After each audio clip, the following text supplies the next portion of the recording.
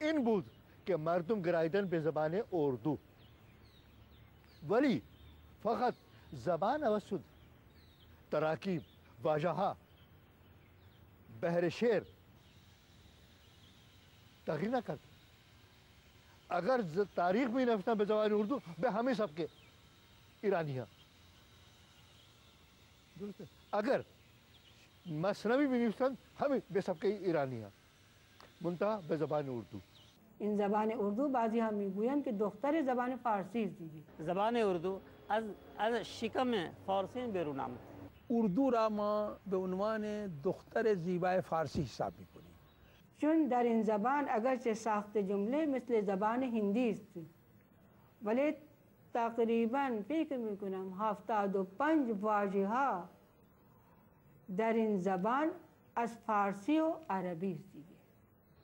زیرا اردو عبارت هست از لحاظ دستور و گرامر از هندی و از لحاظ واژه ها از فارسی. مثلا ما دکاکین نمیگویم، ما دوکانو میگویم. دوکان لغت عربی هست، جمع دکاکین میشد. ما دکاکین در اردو نمیگویم، ما دوکانه میگویم اینجا. تقریبا وقتی که مثلا ما میتوانیم بدون کمک فارسی در اردو یک جمله کامل بسازیم، این ممکن نیست اصلا.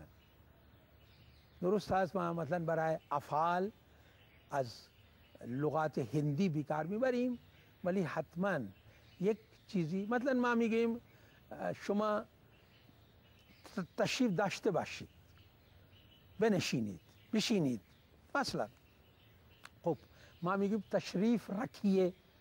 الان ببینید کلمه تشریف همون از طریق فارسی یعنی از عربی گرفته شده به فارسی اومده و ما استفاده میکنیم، و رکنا یعنی همون گذاشتن، داشتن. بس مثلا آپ کھانا تناول فرمائیے یعنی شما غذایتون را میل بکنید. به همین خاطر واضح است که زبان اردویشون خیلی قوی هست. آنها کسی که صحبت میکند یک کتاب هایی که میخوانند متوجه میشوند، و شما هم کسی که اگر قشنگ صحبت میکنه به اردو که از واژه های بیشتر از فارسی استفاده میکند میتوانید متوجه میشوید.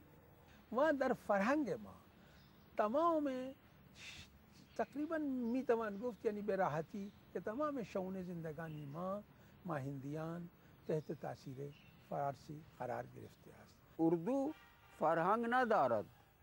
میبینیم که در لباس، در میوه ها، اسامی میوه ها و حتی مثلا اسامی صورت ما، مثلا ما میگیم چشم، عینک، چشمه، مثلا گوش یا دندان، لب، دهن، دست، این پا، ما ران، ما این تمام کلمات را در زندگانی روزمره هر هندی ولو اینکه اون با فارسی آشنایی دارد یا ندارد اون استفاده میکند.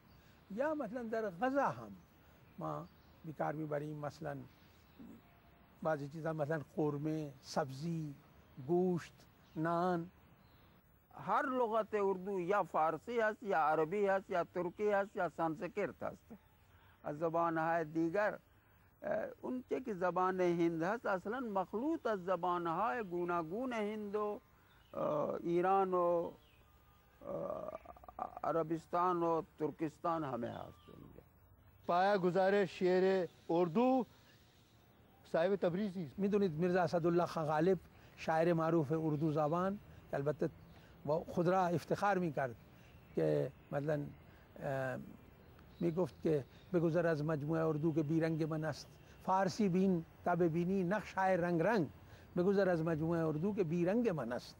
یعنی اون فقط افتخار نمیکرد، همیشه افتخار میکرد به فارسی خودش. میرزا غالب شاعر بزرگ اردو هست، ولی اینکه شاعریش به فارسی بیشتر است. ناز میکرد به فارسی. یک دفعه آمد میخواست که در این دانشکده فارسی را دست بدهد، ولی شرطش بود که رئیس دانشکده دم در بیاد. ایشون اونجا انتظار کشیدن و رئیس دانشکده نرفت اونجا، ایشون برگشتن. تا 50 سال پیش شاعری اردو زبان پیدا نمیشد که از صاحب خبر نداشته باشی. علامه اقبال هم همیشه افتخار میکرد که من فارسی را بیکار بردم و افکار عالمانه و افکار صوفیانه و افکار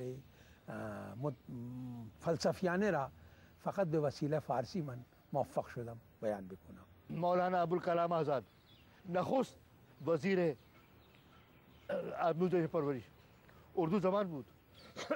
نامه نوشت به دوستان از شعر صاحب بکن استفاده کرد.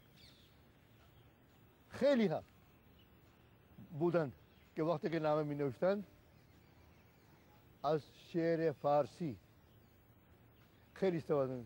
پیغمبر سیکان که گرو نانک هست اون زبان فارسی در زبان فارسی شعر گفت نه و این تعلیمات سیکان هم در فارسی یعنی ترتیب داده شد.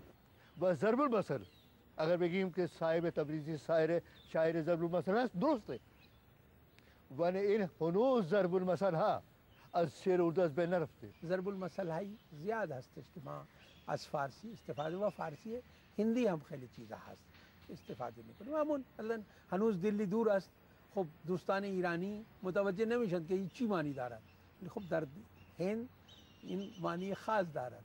یعنی وقتی که شما به مقصد نمیتوانید برسید اون خیلی فاصله دارد. پس از این نظر میگن که هنوز دلی دور است.